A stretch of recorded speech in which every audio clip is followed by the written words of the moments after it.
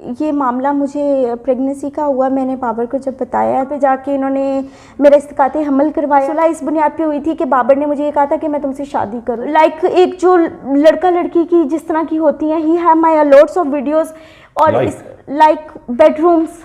मैंने तुमसे शादी करने से बाबा मुझे यही बोला कि मैं shoot your nude videos. Yes, उस इंसान को पता था जो जिसका इससे ताल्लुक है। हर बंदा मुझे जानता। बाबर आजम इस वक्त ज़ेर बहस हैं और ख़ातून हमीज़ा की जानिब से लगाए जाने वाले इल्ज़ामात का वो फ़िलवक्त जवाब तो हम उनसे नहीं ले सकते क्योंकि वो आउट ऑफ कंट्री हैं और उनसे रब्ता जो तकरीबन नामुमकिन है। लेकिन हमीज़ा की जानिब से इंतहाई दर्जे के जो हैं वो इल्ज़ामात की बौछार जारी है। हमने जैसा पिछली किस्त में बताया कि एक ऐसा गुनाह जो इन दोनों ने किया और उसका एक नतीजा भी निकला, तो वो हम इनसे पूछते हैं वो क्या था और क्या मामला रहा। हमीज़ा, आपके उसके साथ जिनसी ताल्लुकात भी रहे जी। वो किस हद तक गए आपके ताल्लुकात? उसमें कोई बच्चा भी हुआ आपका, क्योंकि आप रिपोर्ट्स लेकर वो क्या स्टोरी है ज़रा हमें बताएं। ये जब ये मामला मुझे प्रेगनेंसी का हुआ, मैंने बाबर को जब बताया तो बाबर ऑब्वियसली क्रिकेट टीम में था। उसने मुझे काफ़ी मारा पीटा कि ये तुम एक बदनामी का बाइस हमारे लिए बनेगा, लिहाजा तुम इसको इस्तिकाते हमल के लिए मुझे फोर्स किया। मैं एग्री नहीं थी, लेकिन अब मैं क्या कर सकती थी क्योंकि मेरे पास तो कोई और तो ऑप्शन नहीं था। मैं एग्री हुई हूँ। इसने उस्मान कादिर को बुलाया है, साथ इसके नवीद एक क्रिकेटर है वो आया है, और साथ इसका कज़न सके तायाबू का बेटा कामिल अकरम है। इसका छोटा भाई सफ़ीर आज़म के भी इल्म में था। ये लोग मुझे बेगम कोट लेकर गए हैं सुबह, और जब मुझे बेगम कोट लेकर गए हैं वहाँ पे जाके इन्होंने मेरा इस्तिकाते हमल करवाया। और मेरी उस टाइम कंडीशन बहुत ख़राब थी, बहुत ज़्यादा ख़राब थी।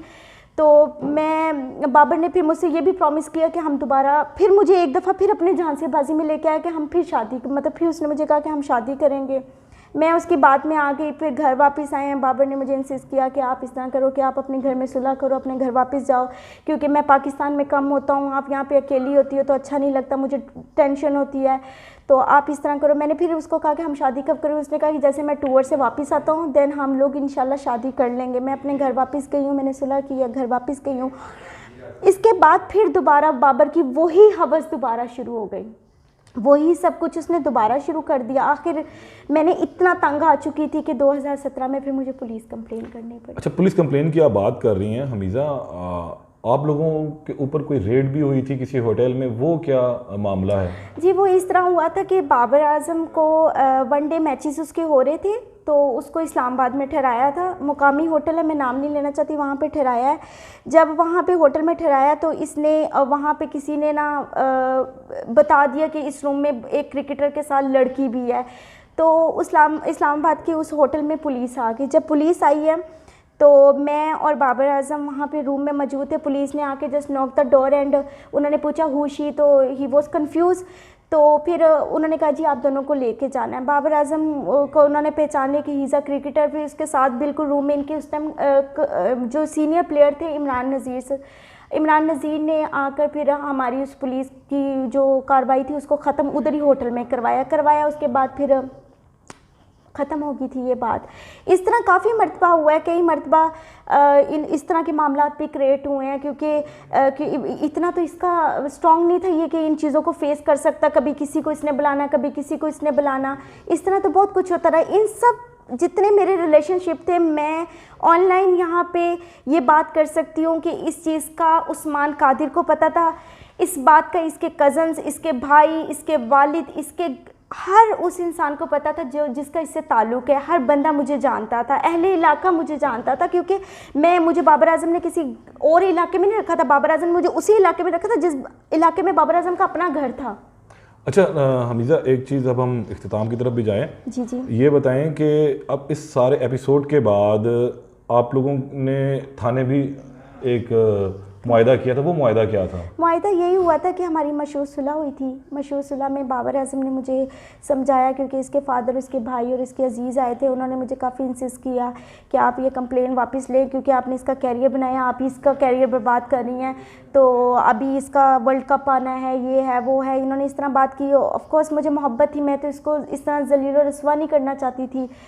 तो मेरी मशरूत सुलह हुई। सुलह इस बुनियाद पे हुई थी कि बाबर ने मुझे ये कहा था कि मैं तुमसे शादी करूँगा। फिर उसके बाद बाबर ने नंबर चेंज किया। 2 महीने के बाद आई थिंक इसने दोबारा मुझे एक नंबर से कांटेक्ट किया। जब मैंने देखा तो वो बाबर था। मैं बहुत रोई, इसने मुझे इसरार किया, जबकि मैं इस टाइम उस वक्त इसको इग्नोर कर रही थी। लेकिन इसने मुझे कहा कि नहीं, मैं तुम्हारे बगैर नहीं रह सकता, ये है वो है, अब मेरा क्रिकेट में नाम है, हम शादी करेंगे। वो फिर दोबारा वही हवस, वही अच्छा, सब आपने अभी मोहब्बत की बात की कि आपको उससे मोहब्बत थी और आप उसको बदनाम नहीं करना चाहती थी, तो ये अब दोबारा इस तरह क्या वजह बनी कि अब आप उसकी बदनामी का बाइस बन रही हैं? देखिए उसके वो मुझे ना हर वक्त एक ही बात करता है, because he have my all videos. ठीक है, वो अब which type of videos he has? Like एक जो लड़का लड़की की जिस तरह की होती हैं, he have my lots of videos. और लाइक बेडरूम्स, ठीक है, क्योंकि उसको मेरे वीक पॉइंट्स का सब पता है कि मैं इन चीज़ों से बहुत मतलब कतराती हूँ। तो उसने ये सब चीज़ें ली। फिर उसके बाद मुझे धमकियाँ दे रहा है। मैंने इसको यही बताया कि मैंने तुमसे शादी करनी, इसने बाबा मुझे यही बोला कि मैं तुम्हें shoot your nude videos? Yes. Are you sure? Yeah of course he have. तो अब आप उसके ऊपर क्या करने जा रही हैं? जिनसी हिरासगी का मुकदमा दर्ज करवा रही हैं या सिर्फ अभी तक आप सिर्फ इसी तरह सहारा लेंगी मीडिया का? नहीं, देखिए मैं तो पुलिस के पास गई हूँ, पुलिस ने कोऑपरेट बिल्कुल नहीं किया। मैंने पीसीबी भी रिपोर्ट किया, उन्होंने भी कोऑपरेट नहीं किया। ऑफ कोर्स अब अदालत कानून से बड़ा, तो कानून तो सबके लिए बराबर है। मैं अदालत में जाऊँगी, मेरे साथ जितनी ज़्यादती हुई मुझे उसका इंसाफ चाहिए। हमीज़ा हमारे साथ मौजूद थी और हमीज़ा ने बहुत ही ख़तरनाक किस्म के इल्ज़ामात जो हैं वो बाबर आज़म के ऊपर लगाए हैं। बाबर आज़म को इन इल्ज़ामात का जवाब वो किस तरह देंगे? इनका ये कहना है कि ये उससे मोहब्बत करती थी, उसकी रसवाई का बाइस तो नहीं बनना चाहती थी, लेकिन अब वो इनको डिच कर रहा है, जिसके बायस ये तंग आकर अब इस नहज पर पहुँची हैं कि वो तमाम तर इक़दाम उठाएंगी जो जहाँ तक ये जा सकेंगी। इस तमाम मामले का क्या लीगल एस्पेक्ट्स होंगे, हम इस हवाले से इनके लॉयर से भी बात करेंगे। उसके लिए हम अगली किस्त में आपके साथ हाजिर होते हैं। तब तक के लिए इजाज़त दें। अल्लाह ने के बाद।